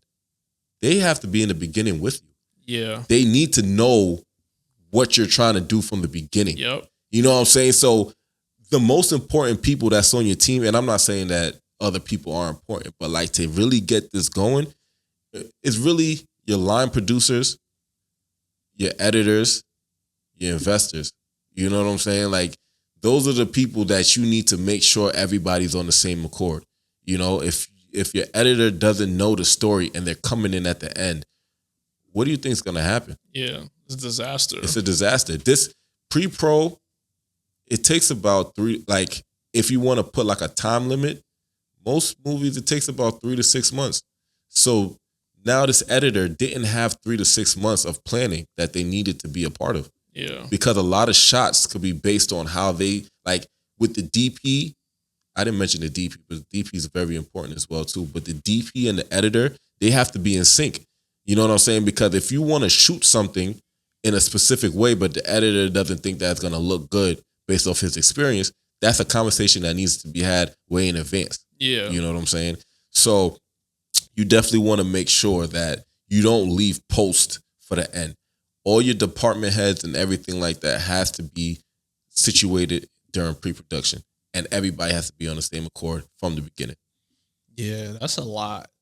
That's a lot. But it's definitely important. I would say for me, in my experience with filming Unexpected Love, the editor was a part of the beginning process. And I even did like my own research with like, hey, if there's ever like a show or an editing style or whatever the case may be that's out there, definitely give that to your editor as a reference as well. So even they have something to base things off of, even if they weren't a part of the beginning. You know what I'm saying? So, but yeah, fortunate for me, I had my editor as one of the main people in the beginning. So, and again, the communication is always like, hey, this is what I want, this is what I need, this is what I want, this is what I need, this is the shot, this is how I want it to look in post. So just always having that open communication so we're both on the same accord. Like budgeting wise, I wouldn't say it was a high budget because now even this is for those that say want to create something but don't have like a LLC or business. Yes, you can probably use your own card. Like Godwin is saying, try not to if possible. But if that's not the case and that's not in, your deck of cards, see what's feasible to you. So like for me, I can say, I don't know how much my budget was, but let's say it was let's say it was like 500, right? So no, let's say it was 1,000. So whatever it costs to get the studio and also resources come into play. So actually that I didn't have to pay for the studio because my editor, we just used his job. So that worked out. We saved, let's say, $400. But that's hefty. That's good. Doing that. Yeah. So now we're paying each contestant $100 each. So that's 4 contestants. That's $400. So now imagine if we needed the studio, that would have been $800. But you'll get food, water, snacks, whatever the case may be. Let's say all of that costs $100. So now I'm at $500, but that covers the food. That covers the contestants that we need. And then now the other $500 can literally go to the editor to edit the show. Correct. You know what I'm saying? So, or $300 could go to the editor if that's what he wants. Or maybe he might say, hey, I was a part of this project and you don't have to pay me anything. So I saved $500. I had a budget of $1,000 and spent $500. So in my case, I still plan smart. Correct. I use my resources. Correct. On top of that. Correct. Now we can go shoot a second episode, let's say at the same job, and still I can get more for my money. You know what I'm saying?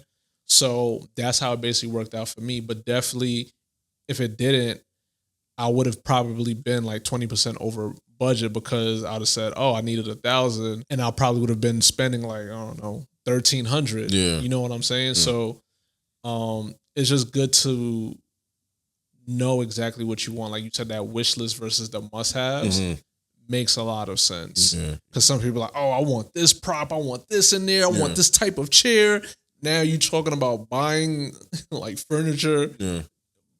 And that goes into the budget as well. Right. You can't just not put it a part of the budget. Right. But everything could work out. But definitely think about all the things that are in. I always like to say, look at something for a reference. So if you look at a show and you see how it's set up, was that a studio space? Did it come like that? Did it not come like that? Like, we have the cameras already, but now what if you do need the equipment? Now you have to up your budget with either renting it or paying somebody to come film it for you or whatever. So, but main thing is definitely use your resources when it comes to budgeting. That'll help you in the long run, no matter what. And to piggyback off of that, there's different websites that you can get references from. You can go on film.ai. You can also go on shotdeck.com. And also shot.cafe. There we go. Shot.cafe? Yeah. Okay. So it's not like a .com or anything. It's .cafe. And you can also use Studio Binder as well too for that. Oh, okay, nice. But yeah, I think you know exactly what you said as far as like having references and things like that. That's definitely super important because you can have a vision in your head, but until you actually could show somebody, they may not see the same vision. Got you.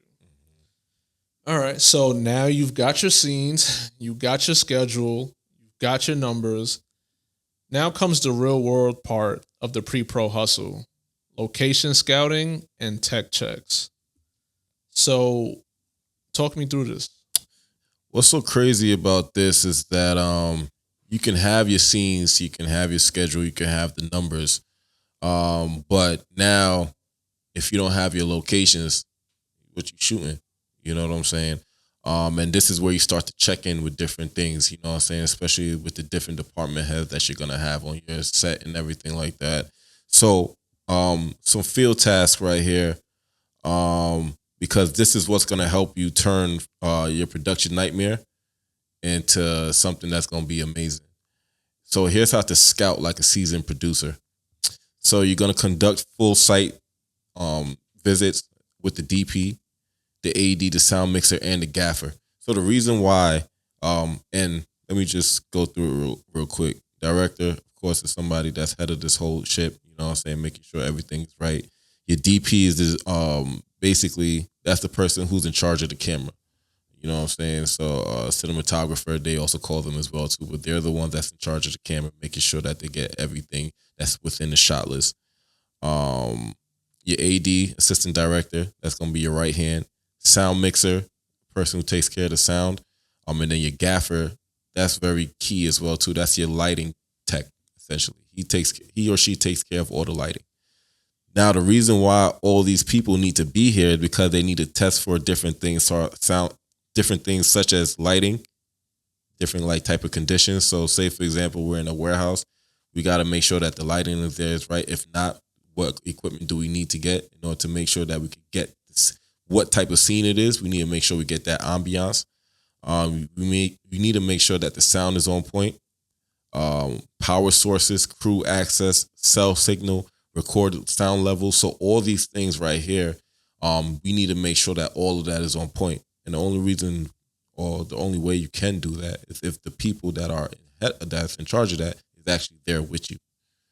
So you want to make sure that, so this is why scheduling once again is important, because it's not just you going to these places, it's 5 to 6 other people going with you. So we got to make sure that is right. And then we also have to secure permits, insurance. So the insurance part, that's very important. I believe it's called E&O insurance. Errors and omissions insurance, I believe that's what it's called. But that is, say for example, if anything happens on set, it helps you be covered. So you want to make sure that you get the pricing for that, so you can also include that in your budget as well too. There's certain things that certain investors, especially seasoned investors, look for.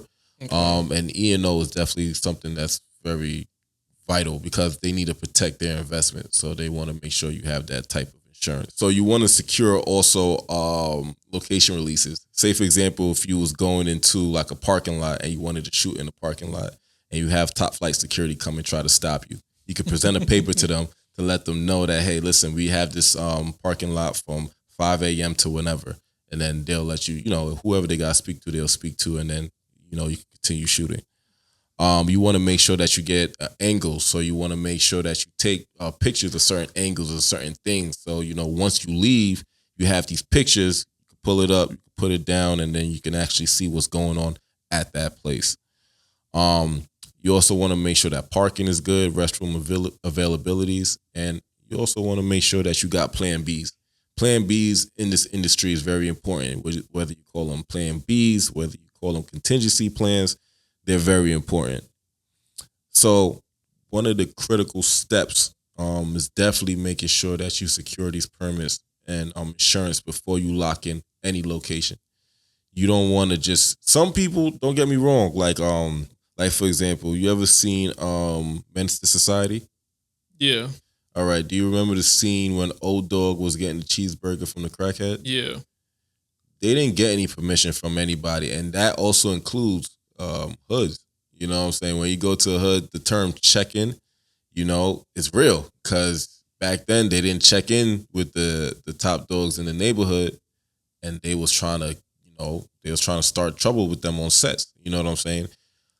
Now, even if you go to, let's not even talk about hoods, and let's just talk about you trying to shoot in a mall or in Macy's or something like that, and there's different brands that's all over. So if you shoot in there and then now you put this on YouTube, you could get flagged for, basically you have to take it down because there was no communication. Yeah, you didn't get permission. You know what I'm saying? So that, and you're making money off of a product that you didn't consult with. So now your whole project could be an Emmy Award winning project. Nobody's gonna see it because you're gonna get a cease and desist. Yeah. So you always want to make sure that you cross your T's and dot your I's. So there's different tools that you can use to help you with this process. Some of the tools are Shot Deck. So it's like a visual reference for like finding real world locations. You could use. Oh wow. Yeah, Is that like an app? It's a website. It's a website. So you will be allowed to actually take a look at these things and be able to see it. So now that's dope. Yeah, even if you can't go there, or even if you haven't gone there yet, it could give you inspiration. Like, oh, all right, maybe we could shoot here and it's within budget. All right, cool. Let's go check it out. You know what I'm saying? Nice. Now there's Google Earth and Maps. So essentially what you can use for that is like travel time, nearby facilities. Whenever you're making a call sheet, there's certain questions that it asks you as far as like nearest hospitals, things like that. So you'll be able to use Google Maps to help you with that. Oh, okay. Gotcha. That makes sense.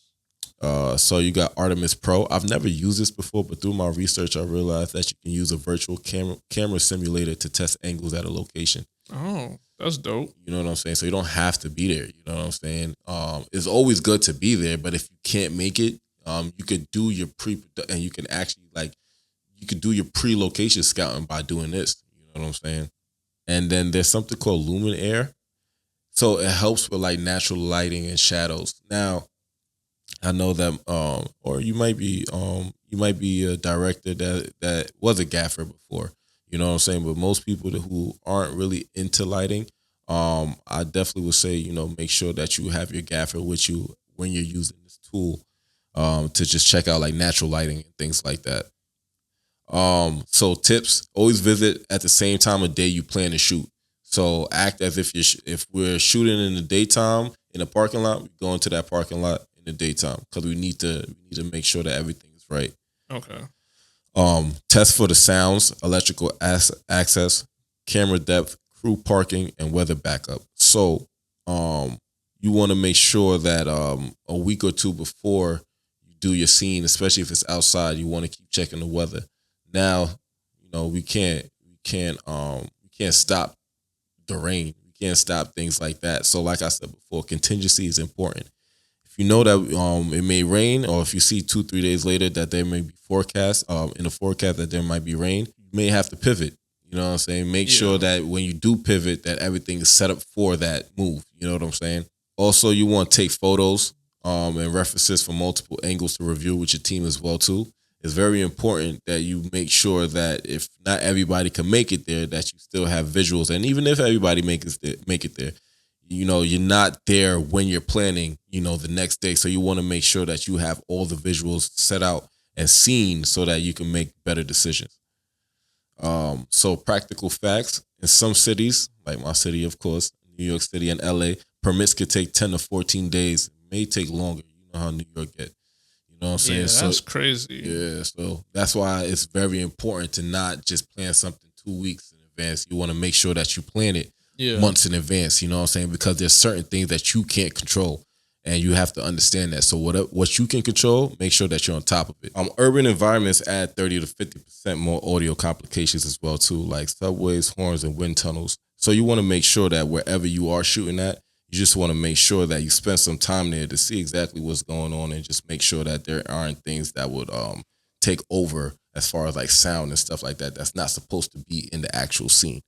Now, if you do go to a place and say there is a lot of subways and stuff like that, maybe there's a way that you can incorporate that into your scene. You know what I'm saying? But you wouldn't know unless you get to that place. Okay, nice. So for me, when it came time to shoot Unexpected Love, well, not time to shoot, but what we were looking for during pre-production was a nice looking studio.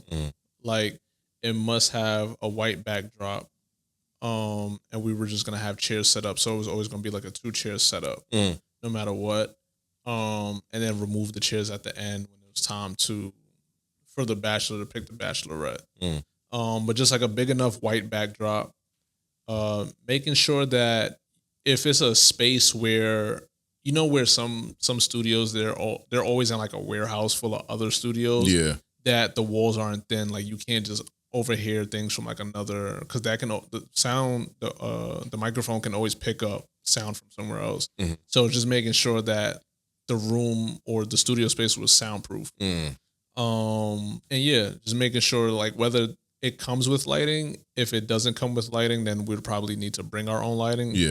But after looking at so many different studios, my editor was like, you know what, we could use my job. And he actually shoots at his job all the time. So it actually had everything we needed. It was soundproof.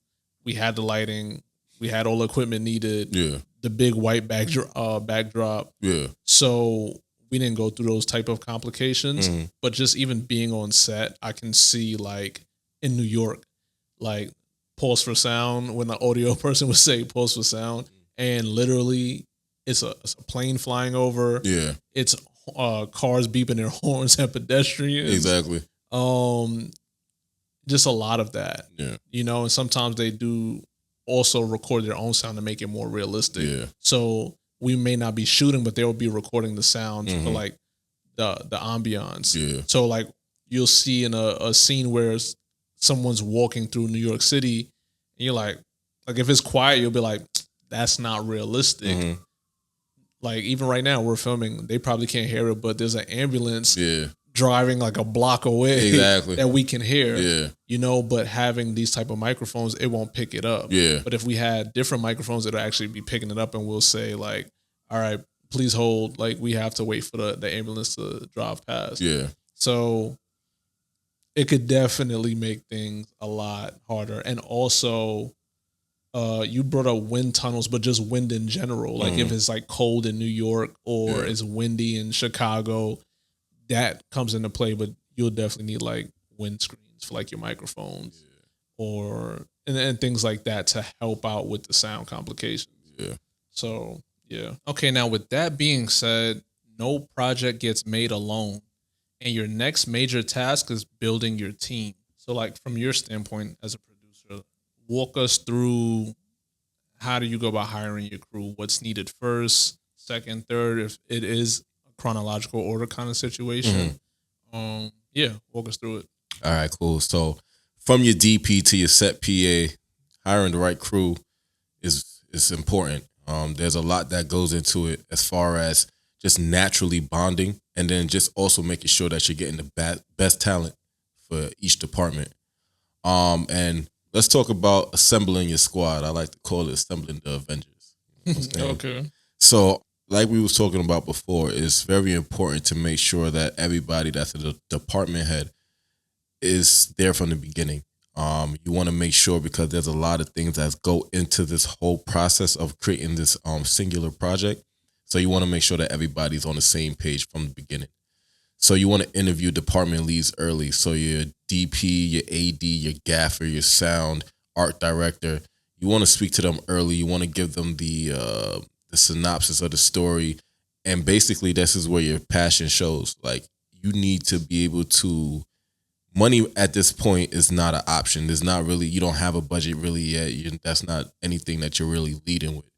What you want to lead with is passion, though. You want to make sure that your passion is shining, and you want to make sure that you're clearly stating what you're trying to present, so that you can have either like your DP or your gaffer be like, you know what, I want to be a part of that project. You know, I want to be able to give 120% to that project.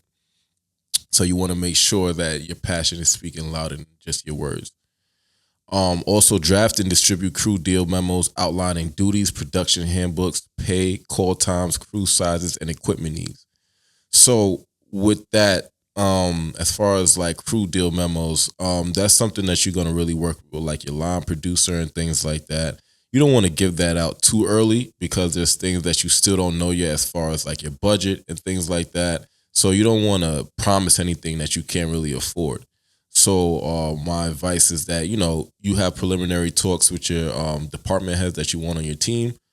And then once they give you a okay that they want to be a part of this, you know, that's when you start to get into like pay, scheduling, things like that. But by that time, you should have all that information. But you still want to make sure that you still speak to these department heads first to see if they will even have a buy-in before you even get into all of that. And then also you want to establish communication flows. So depending on like how big your team is, you know, you could definitely use your phone. You'll be able to make chats and things like that. Or you could use Slack, like how we spoke about earlier, WhatsApp, depending on if you have department heads in other parts of the country, things like that. You want to make sure that, you know, communication can still be as effective as possible. So you want to make sure that you establish that communication early once everybody is on board.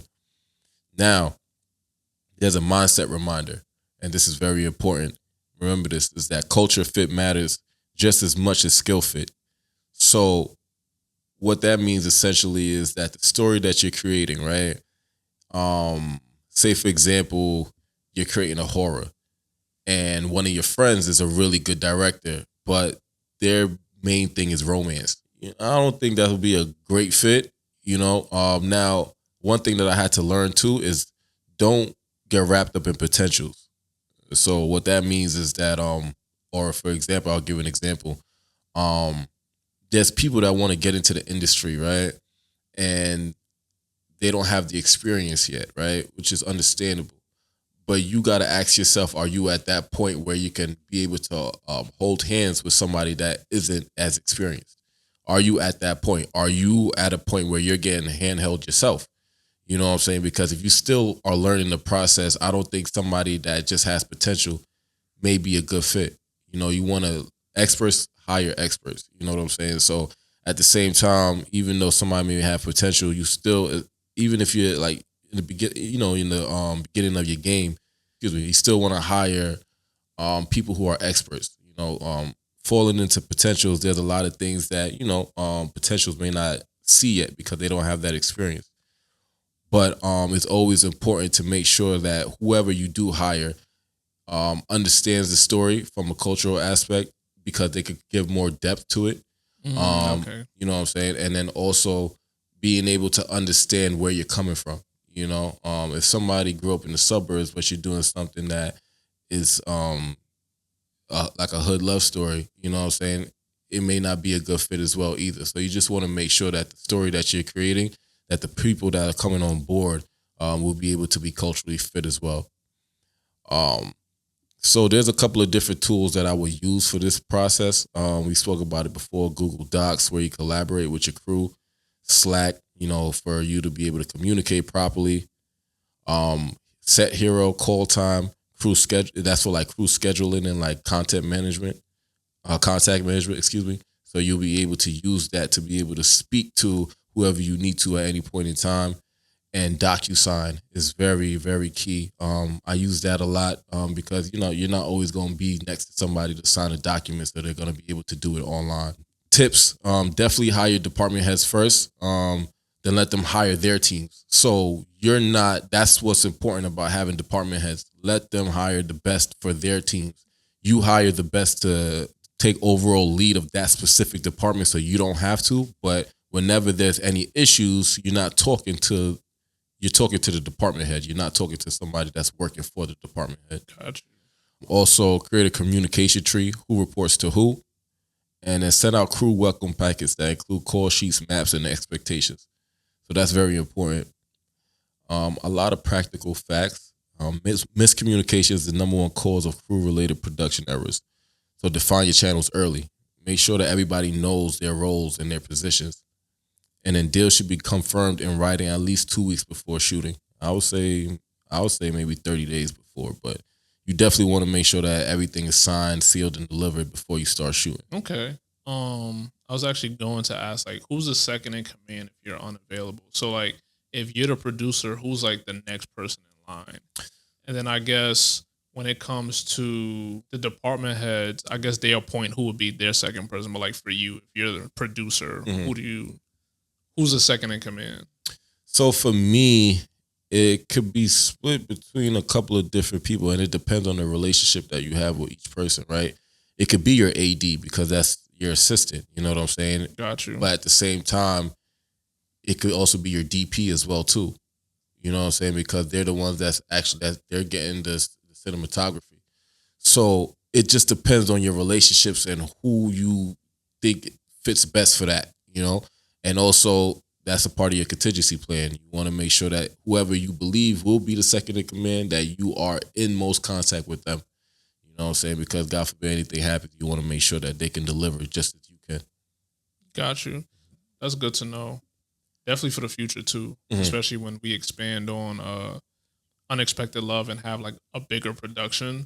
Like that makes sense because we were just having like FaceTime meetings. It was only like a 3-person crew, so it was like way smaller. So group chats, FaceTime, or Google Meet or Zoom or whatever you want to use. For like video conferences, like I said, we had our group chats, and that was pretty much all we really needed to be like on the same page. We'd just like dump everything into like the group chat and just say, all right, here's a reference. Here's something I saw. What do you think about this person? What do you think about that person? And then just also taking the roles of whatever is needed. So us three were just like the department heads of like everything. You know what I'm saying? So, but shoot, I can only imagine what that's like on a film TV set and you shooting like 8 to 10 episodes for something, or like 80 minutes of a film or whatever the case may be. Like that's a lot of stuff that's needed. So definitely communication is definitely key. Yeah, and at first, the right crew. That's a fact. Because at first, like you said, you're going to be the department head, because it's a small crew. And that's how it's going to be at first. You're not going to be able to get, all these different types of people. But the good thing about it in the beginning is that now that you're playing all these hats, when it comes time to you actually hiring these people, you know what to look for. Got you. So with your crew already locked in, I think the universal language of production is the visuals, right? So things like the storyboards, the lookbooks, how do you go about this part when it comes to the visuals? Like what is exactly on your palette?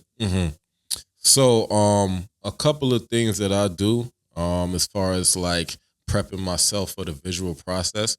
A couple of tasks that I assign myself and my team is creating shot lists with like camera movements and focal lengths. So it's important because when you know the shot that you're trying to capture, now you can figure out the equipment that you need for it. So I may need a variable lens that's 24 to 70 millimeters for a specific shot, or I might need a 50 millimeter. It depends, you know what I'm saying? But that conversation now starts between you and your DP. How is what I'm thinking in my head, how can we get it done? And what do we need to get it done with? So that now it translates the script into a scene. So now this is where you go from being a creative to now thinking about logistics. You know what I'm saying? Mm. So that's why it's very important, once again, to make sure you have all your department heads in the beginning, because now having your shot list with the camera movements and the focal length, if you're not a DP, that's the conversation you're going to need to have with your DP. Then we have storyboards. So you collaborate once again with your DP for lensing, movement, and coverage. And you also need somebody that could draw this out for you. So you know what I'm saying? So either you could draw it out, or you could use pictures from when you went location scouting, or you could use different scenes that you've seen in different movies, and be able to use that as well too as a reference. And then we have lookbooks or mood boards for production designing. And it helps create like visual references. So like for color, texture, moods to align the team vision. So for example, let's take a look at some of Ryan Coogler's work, right? When it comes to Sinners, you know, if you ever seen that, you could tell by the production design that they really took a lot of time to put in work as far as that actual timepiece, what people were wearing at that time, what people, you know, what the colors represented, things like that. And it's very important because if you see a piece from the 30s and then you also see a piece from the 90s, the clothing that people are wearing, it gives you a representation of the time. Oh, okay. You know what I'm saying? And that also plays into the scene as far as like not just that, but also the colors, the music, you know, that all fits into the feeling that you get from the scene. So that's very important to have like lookbook and mood boards. Some tools that you can use to create storyboarding, and shot lists and things like that. You can use boards. So it's an app, as well as you could go online and you can look it up as well too. You have Canva that'll help you create your lookbook. You got Shot Deck that'll give you film stills for like visual references. And then you have like Frame.io, Frame.io. So you could collaborate with your director or your DP, you know what I'm saying, for like a visual flow. So all of these tools will allow you to see a visual representation before you have to actually shoot it. So a couple of tips, you know what I'm saying, you want to make sure, don't aim for like a perfect storyboard. Like, it's just to give like direction for visuals, like, but it's not something that's going to be perfect.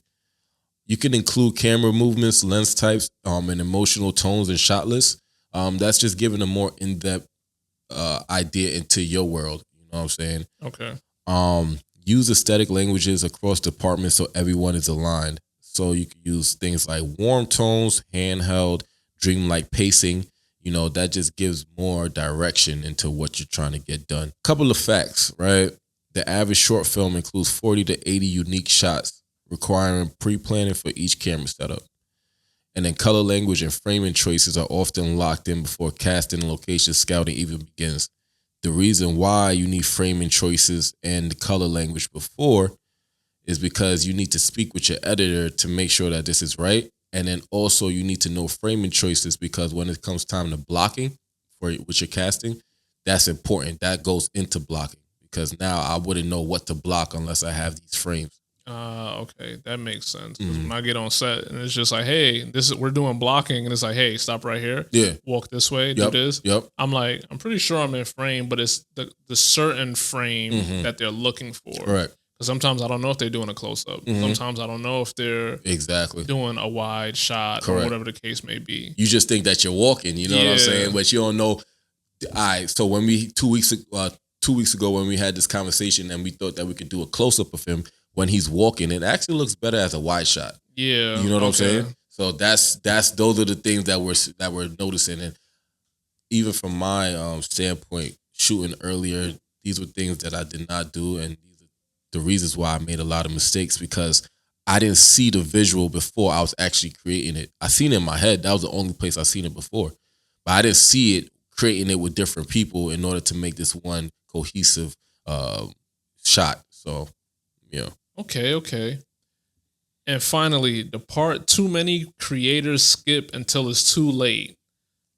Legal, safety, and risk management. I see you shaking your head already. Yo. Yo. When I tell you, yo, I don't know which part of this whole conversation or episode, whatever you want to call it, was the most important. But if this one right here, if this don't top your list, I don't know what will, man. Like this right here, this is like that invisible shield that protects you. Like you need that because there's so many things that could go wrong, and you need to make sure you're protected. You know what I'm saying? So I want to sum it up real quick, and I want to make sure that everybody does it right and doesn't make the same mistakes that I made.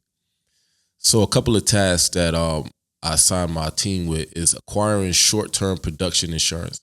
So it's either general liability, workers' comp, or equipment rentals, right? Then you want to make sure that your NDAs are signed. So it's a non-disclosure agreement. So, for example, say for example you're pitching one of your say a film, right? And you're sending it out. Before you send it out, or your even your EPK kit, so that electronic press kit. For those that don't know, that's what an EPK is.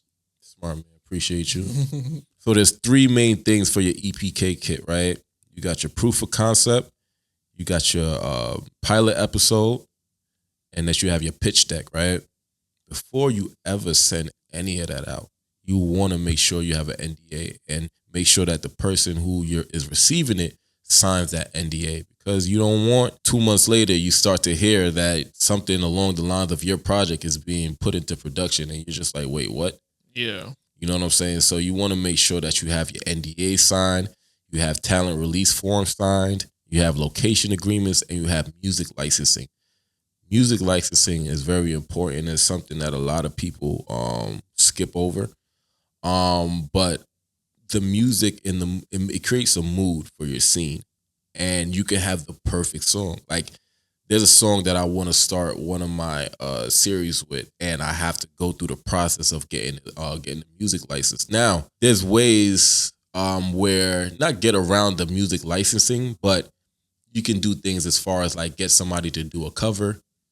You know what I'm saying? Of the song, it's not going to be the same song, but that's how that's how you're able to try to get the same mood by actually doing a cover, or just finding somebody that has a similar song that that does music. You know what I'm saying? You'll be able to get that. Now, we'll get a little deeper into music licensing, but that's something that's very important. Now, you also want to build a safety plan. So 5 years ago, what happened? We had COVID, and COVID, we all have a very strange relationship with COVID. But for me, I was shooting during COVID when it first started, and it shut down production. And I haven't been able to get back to shooting that same piece of material since. It's been 5 years. It's close. It's happening. And I think God did that for a reason. But that's what stopped me from shooting, which was COVID. And now, after COVID, you have to learn. And the best thing to do is to make sure that you have a safety plan. So whether it's masks, whether it's just making sure that, everybody, before it was a little bit more strict to get on set. I think it's been calmed down for the past 5 years, but you still want to make sure that you have a safety plan in hand. Make sure you have first aid, emergencies, knowing the weather, making sure that you know where the closest hospital is, but you will have all of that on your call sheet. So non-negotiables. If you want to go to like a film festival, or you want to pitch this to somebody to invest into you, if you don't have any insurance, you're a no-go. Like it's not happening. Like you're not you're not even getting in the door. Even like with your script, if you're writing for a series and you have more than 62 pages, nobody's looking at it because each page equals a minute. It's going to be very slim, I should say, for you to get in the door if you don't know what you're doing. And the thing is that these are the things that you need to know before you actually get into the door, because people are not going to take you seriously. You know what I'm saying?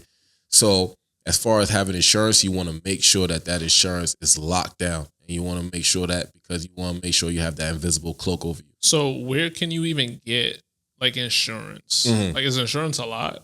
Well, it depends on what you think a lot is. You're right. Okay. Feel me? But the thing is, it depends on a lot of different variables. All right. So a couple of tools that you can use for this whole process is there's one tool called Wrapbook. You can definitely look this up. It handles production insurance, payroll, and W-9s, which is very important because you're going to be dealing with a lot of contractors. So you want to make sure those W-9s are definitely signed so you can make sure during tax time, you can get that money back.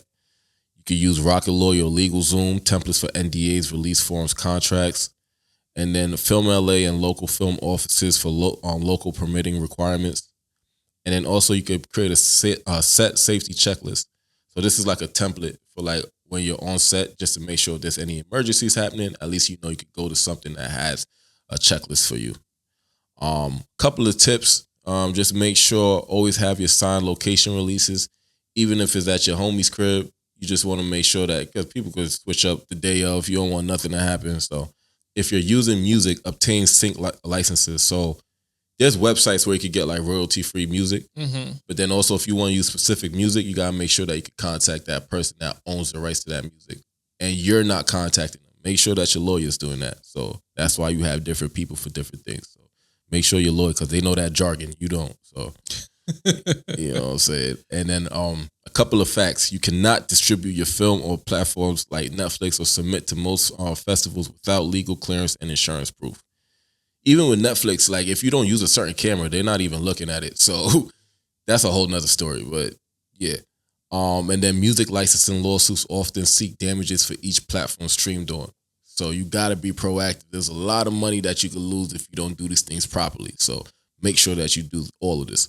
And that's pretty much it. You know, you probably learned today how much pre-production is so important. I hope you learned something. Pre-production reduces 80% of shoot day problems. It transforms your idea into a system, not just a script. If it's built right, the actual production becomes execution, not improvisation. All right. So definitely make sure you always have your ducks in a row. Make sure you cross your T's, dot your I's.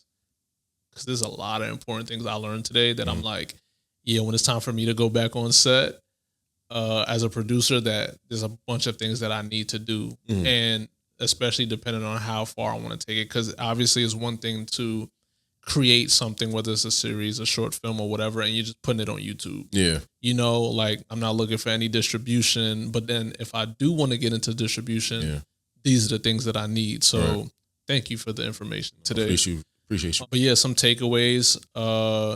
The top 3 habits of strong pre-production teams. Make sure you create documentation for everything. Yep.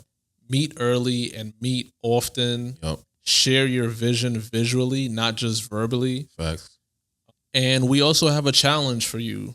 To create a pre-pro starter pack for your next project. So make sure you do a script breakdown, whether you want to use a Google Docs, Microsoft Word. Just break down your script and see how far it takes you. Make a shot list draft. So if you've never worked on one, now is the time to do so. Think about all the different types of shots you need and what you want your show or film to look like. Definitely take a look at any of your favorite shows or movies and see the different type of shots they do, and maybe you can even emulate that as well. Do a crew needs list. Just write down whatever you think your crew needs and whatever you think your crew should consist of. So just like how Gowan spoke about the different department heads, how many different department heads do you need? And then what do you need under that? So yeah, make sure you make a location wish list. So wherever you feel for your film or TV show, think about where you would want it shot. If it's at a park, if it's a barbershop, what's the actual location of it? Is it in an urban area? Is it suburban? What does the outside look like? What does the next door store look like if you want to implement that as well? Is it a salon and barbershop mixed into one? Like all these things are on your wish list, and think about where they are available. Also a calendar of key dates. So when do you want to start? When do you want it to be wrapped? Whatever you're shooting, is it seasonal? Does it revolve around a holiday? All these things kind of go hand in hand. So now, something that we have now, that we didn't have even 5 years ago really was AI, right? So there's something called ChatGPT that you can also use as well too, to give you some type of guidance as to like what it will look like, right? So what I would challenge you as well too is that if you have your first script, what you do is that you save your script as a document, you attach it in ChatGPT, and then you let them know, yo, this is what I'm trying to do. I'm trying to look for pre-production and I need help with these things: script breakdown, shot list, crew needs, location list, wish list. So would you be able to help me figure out these documents based on my pilot episode? And then you could just start working with it. You know, it'll help you start creating different things. They will ask you certain questions. And then it can help you formulate this, where I'm not saying that this is going to be your end all be all, but it's a great guide and a great start to you understanding how to get these actual documents created. All right, cool. So that's good to know. And also, we want you guys to have fun in the process. You know what I'm saying? So everything that we're talking about today is just educating you, so that you have the tools necessary to succeed. But also, don't think it's just 100% just hard work. Yeah. I mean, obviously it is hard work and dedication, but you also have to be able to find the fun in it as well, like in the process. It's not just all like it's eating away at you and things like that. So with that being said, like Godwin, what's one of your favorite parts of the process? I think my favorite part of the process is seeing everybody that's in the room. They all believe in the same vision as me. Yeah. You know what I'm saying? And that's like the spiritual part of like all of this.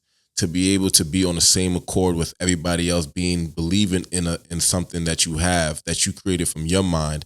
And as you're explaining it to other people, they're down to do the same thing with you. You know what I'm saying? And then also seeing, like, getting the best out of everybody. So I'm a writer and a director, right? But then you're an actor. But then this person could be a line producer. This person could work with special effects. Like, to be able to have all these different people from different walks of life to be able to come together on a singular vision, but be able to show the best of who they can be and their talents within their respective fields, that's the best part for me. You know what I'm saying? And now let's get into the creative share. This is your seat at the table, your voice in the process. Every answer builds legacy. So for those of you out there that are watching and listening, is there any part of the pre-production that you wish you knew sooner? Is there any part of pre-production that you struggled with or even wish you had a checklist for? Let us know. Make sure you DM, voice note, and email us to be featured in the next episode. But there you have it. You know, pre-production is your blueprint. All right. Make sure you always prep with a purpose. And stay tuned for next week's episode, because we're actually going to dive in deeper to the production and post-production part of it all. Make sure you like, comment, subscribe, download, send this to your crew, your family, your cat, your dog, any random guy you know named Douglas. Doesn't matter, you know? We'll holla at you later. Peace. The Creator's Edition. The Creator's Edition.